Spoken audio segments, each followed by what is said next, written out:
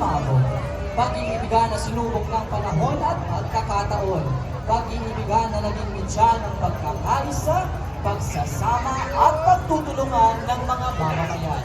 Nagpaligtanaw ang magsingkirog sa kahapong nagdulot ng kanilang pagkikita. Binalita nila ang lahat ng siglang atis na kanilang pinagdaanan bago naging matatag at maunlad.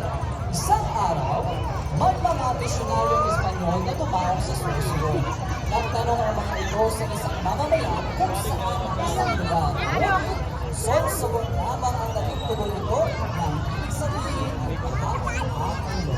Kalaunan, ang lugar ay tawag na susunod.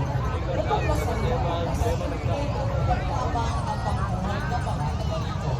Isa sa mga nangyayari dito ay ang masikap at mas mataasig na si Bacolod.